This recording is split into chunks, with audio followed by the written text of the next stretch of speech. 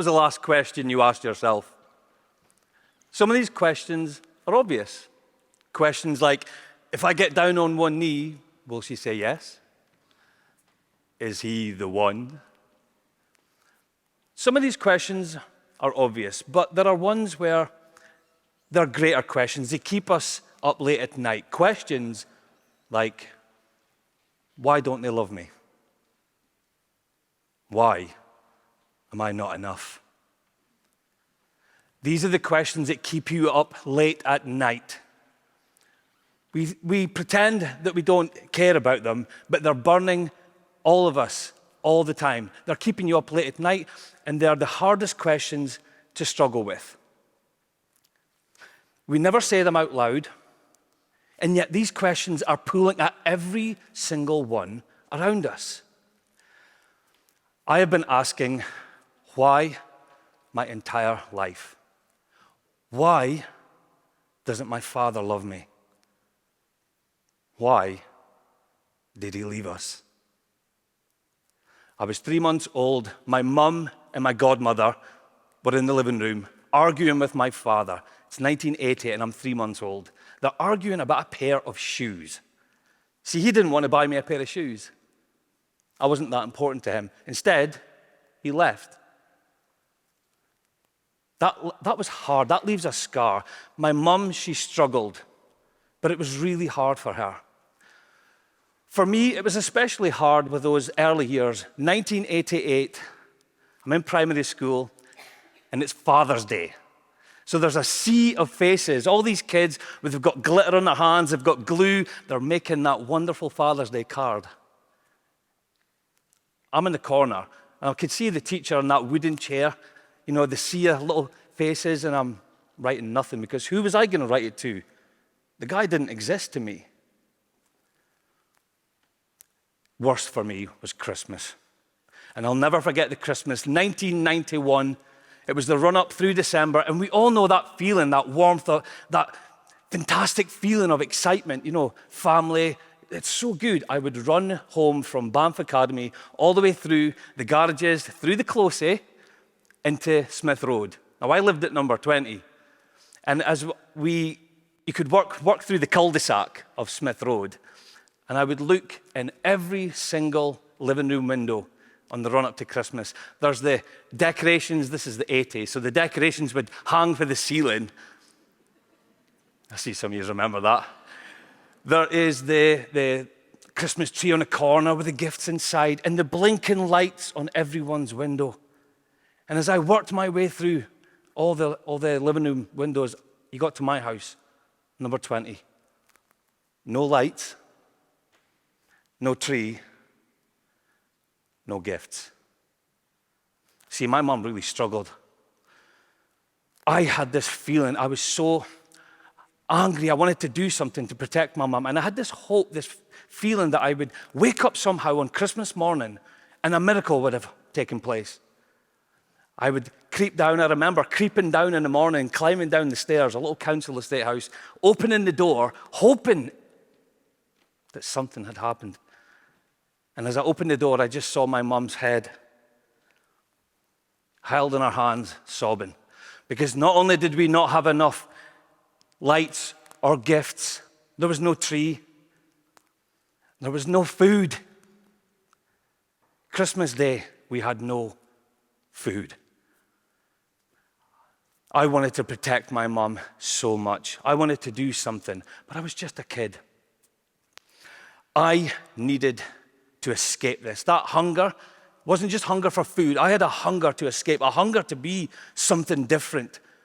I would escape every Friday night to the youth club. So if I was lucky enough, I got £1 from my granny for my pocket money. I would run down from Smith Road, all the way down the primary school, through the long grassy, jump over the dike, run through Bridge Street, get down into Banff, and the big, beautiful brown doors of the youth club would bust open. And inside we had five-a-side football, we had the tuck shop, we had all these great things. Every now and again, though, they would give you these big, huge 16-ounce brown leather gloves. Now, we're like 9, 10 years old, and we would just beat each other up. There's no health and safety back then. But we had these bloody noses, bust lips, but smiley faces. We were happy, you see. And every Friday, this was my escape. I would run down there, but this particular Friday, I run down Bridge Street, open that brown doors, and inside was the Argyll and Southern Highlanders. You see, they were in town in Banff for a recruitment drive.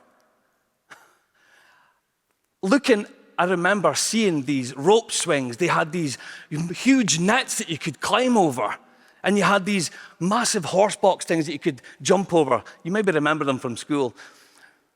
I ran round that course 3 times like the wind was on my back and I had this fire in my belly. And as I got round the 3rd time, there he was, the soldier, tall and true. His uniform was crisp. He looked like he owned himself. He had a presence to him. I was kind of wanting him to notice me as I was finishing the course. I was creeping over, like looking up, and he was looking down, you know.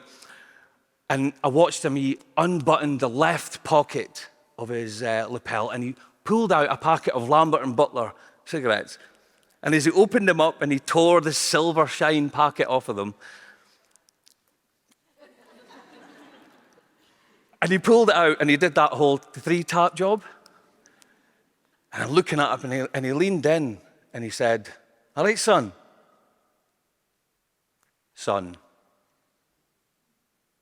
I'd never heard that said to me before. And I think I needed it. Whatever happened in that moment, he gave me something. And I realized right there in that moment, that's what I was going to be. I wanted to be a soldier. That idea took form and it took fire in my belly. So at 15 years old, I left home. Left school and left home. I worked in a chicken factory. I worked in the building sites. And by the time my 16th year came along, 27th of March, 1997, I signed on a dotted line and I became a soldier. One of the proudest days of my life. As you got down to ATR Basingbourn, which is in the south of England, the most remarkable thing, they've got this full replica of the Memphis Belle. It's the most remarkable thing. I used to watch that on TV growing up, the Memphis Belle from World War II. And the great fact is, on that camp is where they filmed part of Full Metal Jacket. I'm in my own Hollywood movie. I'm 16 years old. I'm a soldier. I'm living my own Hollywood movie. But day one, the British Army, you're given a very powerful lesson. The padre pulled us into the church. And as he pulled us in, we were sat down on these wooden benches. You could smell the varnish. On the walls, they had the memorabilia from past battles, all the battle colours. It was starting to seep into you. I was like, this is amazing. And he sat us down, and I'm thinking he's going to give us a message about God or faith or something like that. No. He picked up this piece of white chalk, and he scribed on the blackboard these beautiful words in Latin. Bello te prepares. Bello te prepares. And I'm thinking, what is this? And in his beautiful Irish lilt, he leaned in and he said, prepare for war. Prepare for war. That was when I knew I was no longer in a world of boys. I was in a world of men. You see, I'd escaped into the army to try and find some new form of identity, to try and find out who I was in the world. I wanted to do right by others, even if it meant in the worst situations possible. And I know that came from wanting to protect my mum. In 1999, a monster appeared on the television. A man by the name of Milosevic. He was ethnically cleansing the local people in Kosovo, and there were mass graves, there were burning villages. It was horrific. So I'm now 18 years old. I'm getting sent on deployment to Kosovo. Kosovo changed me, and not for the reasons that you might think. It wasn't because of the bullets, and it wasn't because of the bombs. It was because of the orders I had to follow, and follow them I did. We were on a dusty, ungodly road. The sun was beating down on us. And as we were driving in a convoy through Kosovo, I was on my second tour there, we came to an unsanctioned stop. The vehicles in front of us stopped. I knew this wasn't meant to be happening. We started to check everything. We're checking our equipment. And I looked out the side and I saw him. This man walking towards us, carrying something. I knew what this was. My hand reached over, cocked my weapon. I exited the vehicle. And as I took aim, he wasn't carrying something. He was carrying someone. And the reason I couldn't figure out what it was is because it was the body of a 12-year-old kid that had just blown up on a landmine. It was his son. This man's holding his child skin to skin, crumbling towards us. And as he collapsed in front of me and all my friends, you could see the horror in this moment. The poor child's legs were open. The blood was on the floor. It was horrific. I wanted to do something. Show something, a kindness, a compassion. This is why we're here. This is why we're in this moment, to show that we can protect and do good. It's an awful situation, but I wanted to do something. We were ordered to leave that family at the side of the road. As I got back in my vehicle, heart pounding, and I felt the hollowness enter me. Closed the door and we drove off. And as I could see looking in the wing mirror, the family that I was leaving behind, I realized I wasn't just leaving a family behind. I was leaving a piece of me behind. A piece of my humanity. I was only 18. So to give you context, that moment, that day, I was only legally allowed to order a pint of beer. And I'm in that situation. Even when I think back now, it just feels so surreal. The pain, the horror, the pressure of all that, I had to carry that into another 2 tours of war in Iraq. I did 2 tours of war in Iraq after this. More horror, more pain, more anguish. The pressure of that, it can only go one way. I needed out of this, and like me, I wanted to escape. So the only thing I thought I could do was to turn the lights off. I was in the kitchen. I couldn't take it anymore. All the mess inside. I reached into the kitchen. I pulled out that knife. And as I pressed into my wrist,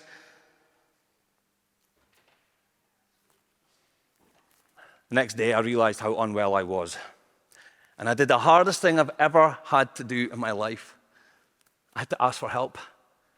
It seems like such a simple thing. I asked them for help. And they walked me up to the doctors. And the doctor sat me down, and I told him about my past in Kosovo and Iraq and all the things. And I'm thinking, I'm finally going to get some help. And he said, Steve, I see you've cut along the way. What you should have done is cut down the way. That was my reaction too. I'm thinking, I've come to you for help. I thought I was the one that was a mess. The Army's decision to deal with that was to basically just kick me out. They medically discharged me with no help. I was on my own. And that first year in Civilian Street was the hardest year of my life. It was tough and it was dark. However, all life comes with a beauty, a grace. You see, I had this nice little job. I was now a snowplow driver, of all the differences, right? And I got to answer that question, how does the guy who drives a snowplow get to his work in the morning? I came home from work one of those weeks. I was having a tough day, but I got to come home. And much of the same stuff was going on, and I didn't know what to do with it. I opened the living room door, got into the house, took off my T-shirt, my jumper, and there he was, my beautiful baby boy. See, I'd just become a father. And he was only a few months old, and I would pick up my son from a day's work, and I would hold him skin to skin. And you could smell that smell, you know that new baby smell? It would just pour into me, and it was like the fire was going back into my skin again. You see, my son didn't know what was going on. He just knew his dad was daft and drove a snowplow. But the thing about that is, you have to put that fire back in. I got skin to skin with my story, skin to skin with that moment. See, I discovered that life wasn't about finding the answers for me. I had to ignite that fire inside, that passion, that burning sensation inside. My mum closed the doors on her dreams so she could open them to mine. And I was going to begin to walk through them. Walking is something I've tended to do. As you heard, I cycled the NC500. I like to travel. But I like to walk through graveyards. And not because it's dark or whatever. I think it's beauty. There's a grace to them. I like to pay my respects to loved ones and other people. But it gives me a chance to reflect on time. Because that's all we've got. That's all I've got. And I noticed that on every gravestone, there's the day that you're born, and the day that you die. That's not what interests me. You see, there's this mad dash in the middle. And that's where we all are right now. We're all in this mad dash. I took all the fire, all that hurt and the pain, all the pieces of my past that were just crumbling inside of me, because I miss my friends that didn't get to come home. And I took all that hurt and pain and unpromised, and I took all these pieces of my life that just were not working anymore, and I lit them all on fire again. The fire in here. I began to explore this fire in here. And the lights are back on again. So I invite you, as we're all in this mad dash, to explore your fire, the fire in here. Because, my friends, in the end, the dash runs out. Thank you.